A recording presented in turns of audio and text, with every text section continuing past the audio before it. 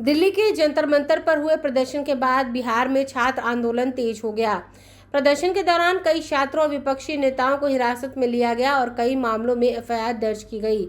इसी मुद्दे को लेकर रविवार को पटना में राजद सांसद सुधाकर सिंह के एक दिवसीय शांतिपूर्ण धरना दिया। उन्होंने सरकार पर पुलिसिया दमन का आरोप लगाते हुए कहा कि छात्रों और विपक्षी नेताओं को बेवजह निशाना बनाया जा रहा है। राजद सांसद सुधाकर सिंह ने कहा कि प्रधानमंत्री के आह्वान के बावजूद बिहार में छात्र आंदोलन से जुड़े लोगों पर कार्रवाई जारी है। उन्होंने आरोप लगाया कि छात्रों को अवैध रूप से हिरासत में लिया गया, उनके खिलाफ नए नए मुकदमे दर्ज किए जा रहे हैं, विपक्षी नेताओं को भी जेल भेजा जा रहा है। उन्होंने मुख्यमंत्री सम्राट चौधरी को चेतावनी देते हुए कहा कि यदि सरकार का रवैया नहीं बदला तो बिहार में एक और बड़ा आंदोलन होगा। उन्होंने कहा कि तेज प्रताप यादव सहित कई नेताओं को डिटेन किया गया और हजारों लोगों को हिरासत में लिया गया। सुधाकर सिंह ने आरोप लगाया कि जहानाबाद, गया, कटिहार, दरभंगा, छपरा और सीवान सहित कई जिलों में छात्रों पर पुलिस ने बल प्रयोग किया, लेकिन इसकी जांच के लिए कोई समिति नहीं बनाई गई। उन्होंने कहा कि दोषियों पर कार्रवाई करने के बजाय छात्रों को ही फंसाया जा रहा है। सरकारी संपत्ति को हुए नुकसान और पुलिस पर हमले के सवाल पर उन्होंने कहा कि वे किसी भी प्रकार की हिंसा का समर्थन नहीं करते। हालांकि उन्होंने आरोप लगाया कि आंदोलन को बदनाम करने के लिए चड्डी गैंग, आरएसएस और शाखा से जुड़े लोग आंदोलन में घुस आए और उन्होंने ही हिंसा कर आंदोलन को बदनाम करने की कोशिश की। यह आरोप सुधाकर सिंह का है।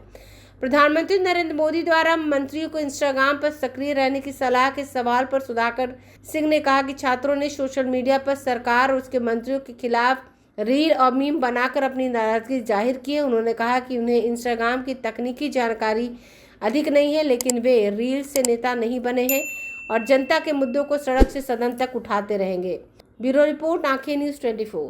कल देश के प्रधानमंत्री और छात्रों के बीच जो समझौता हुआ था कि हम पुलिसिया कार्रवाई जो देश भर में हुई है उसकी जांच कराकर पुलिस अधिकारियों को दंडित करेंगे और जो छात्रों के मुकदमे हैं उसको वापस कर लेंगे और छात्रों की जो गिरफ्तारी हुआ है उनको हम लोग छोड़ देंगे। इस आश्वासन के साथ कल जब आंदोलन खत्म होता है दोपहर में, जब आज हम लोग कल पूरे दिन भर और रात भर और आज का सुबह तक हम देख रहे हैं कि बिहार ही अकेले राज्य में कई हजार लोगों को पुलिस गिरफ्तारी करके रखे हुए है, कई जगह छापेमारी कर रही है, कई नए एफआईआर दर्ज करने के मूड में है, कई लोगों को जेल भेजा जा रहा है।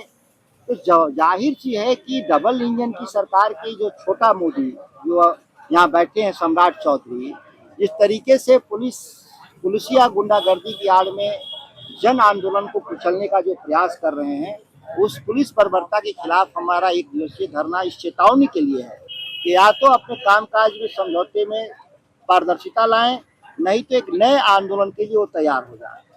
लेकिन प्रशासन की तरफ से सरकार को बोला कि समाज पे तो घुसे हुए थे उसमें। देखिए, गोदी मीडिया और मेन स्ट्रीम मीडिया की भाषा आप लोग ना बोलें, आप तो सोशल मीडिया के लोग हैं। सरकार ने गिरफ्तारी कर रही है कि नहीं बिहार में, हमको बता दें। समझौता में कल क्या लिखा हुआ था कि कोई गिरफ्तारी नहीं होगी, सारे मुकदमे वापस होंगे। ये जो सरकार के लोग का ही विफलता थी कि इस तरह से आंदोलन देश में हुआ। ये अपनी विफलता पर तो माफी मांगेंगे नहीं, इनमें कोई सुधार नहीं दिखाई दे रहा है। फिर पुनः वो गलथेथरई बतिया रहे हैं और इसी गलथेथरई में फिर फंसेंगे और इस बार सम्राट चौधरी हटाओ अभियान शुरू होगा।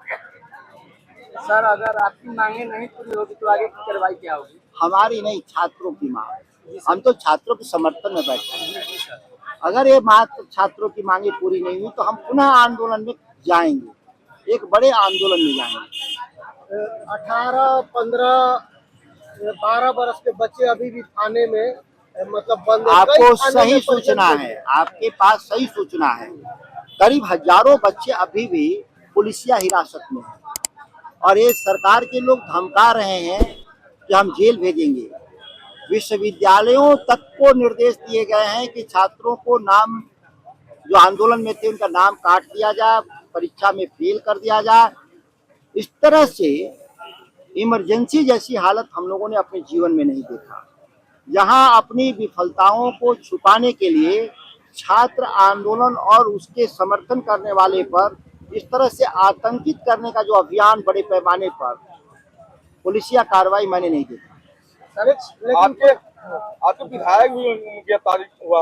हाँ, कई हमारे इंडिया गठबंधन के साथी जेल में भेज दिए गए हैं, कई लोग डिटेन किए गए हैं, कई लोग पे नए एफआईआर दर्ज की बात आ रही है और यह समझौते के विपरीत है। कल जो समझौता हुआ था मोदी सरकार और छात्र आंदोलनकारियों में, उस समझौते के विपरीत है।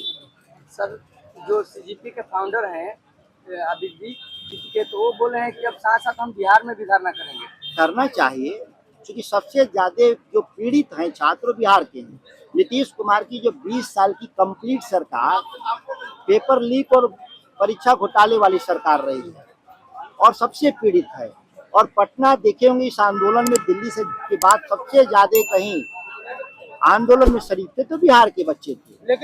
लेकिन बिहार क्या पूरे भारत के छात्र जीएनजी ये बता दिया है कि जो ये सरकार है कि ये भारत किसी के बाप का नहीं है, बस सभी का ये सभी अगर कोई गलत करेगा तो ये जेएनजी ने बता दिया कि केवल नेता ही देश नहीं चलाएंगे, मीडिया ही केवल खबर नहीं दिखाएंगे, हम लोग भी इंस्टाग्राम पर सोशल मीडिया से सबका इलाज करेंगे। तो नेता का भी इलाज किया और मीडिया का भी इलाज किया। लेकिन बिहार में बहुत सारा पुलिस के गाड़ियां तोड़ी गई, पलटी गई, कुछ पुलिस वाले को मारा भी गया, सर फटते हुए, क्या कुछ कहिएगा? हमारी उन सभी घायलों के प्रति सहानुभूति है और शीघ्र स्वास्थ्य होने की कामना है। वो छात्र हो, पुलिसकर्मी हो या मीडिया कर्मी हो, वो बिहार के तमाम नागरिकों की जल्दी स्वस्थ होने की हमको शीघ्र कामना है।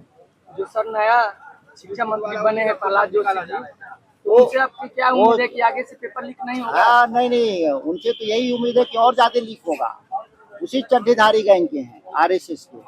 लेकिन अब तो धर्मेंद्र प्रधान जी इस्तीफा दे दिए, तो क्या लगता है शिक्षा में अब सुधार हो जाएगा, ये सवाल हो जाएगा, अब पेपर लीक नहीं होगा? 145 करोड़ देश में धर्मेंद्र प्रधान 5वां बार शिक्षा मंत्री हैं इसी सरकार में। कहाँ घोटाला बंद हुआ, कहाँ लीक बंद हुआ? मोदी जी तो कहे थे 24 में पार्लियामेंट में कि ऐसा कानून बनाएंगे कि जीवन भर याद रखेंगे। भाई तो हम लोग जीवन भर याद रख रहे हैं कि और लीक पड़ गया।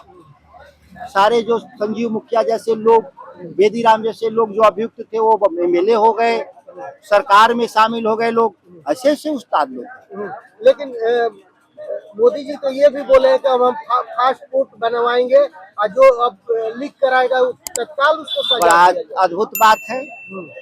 ये फास्ट ट्रैक कोर्ट में केस जाएगा तब न कोर्ट सुनेगा। उनको तो फास्ट ट्रैक जांच एजेंसी ने बनानी थी, तो उन्होंने तो फास्ट ट्रैक जांच एजेंसी बनाई नहीं। कोर्ट क्या करेगा? कोर्ट में जब जाएगा चार्जशीट, गवाह जाएगा तब न किसी को सजा होगा। ये सीबीआई तो संजीव मुखिया को क्लीन चिट दे दी, तो आप कोर्ट क्या करेगा इसमें? तो मोदी जी किसको बेवकूफ बना रहे हैं? बस इतना ही करेंगे कि घोटालेबाज जो होंगे उनसे कहेंगे कि या तो हमारी पार्टी ज्वाइन कर लो या तो जेल जाओ। तो जो उनकी पार्टी ज्वाइन कर लेगा वो क्लीन चिट हो जाएगा। आप निर्भया वाले में मामले में देख लीजिए, एक पेपर घोटाले में देख लीजिए, आज कहाँ लोग हैं? सब बीजेपी में हैं। शुभेंदु अधिकारी से लेकर ये निर्भया के आरोपी सब कहाँ पर हैं आज? सब बीजेपी में।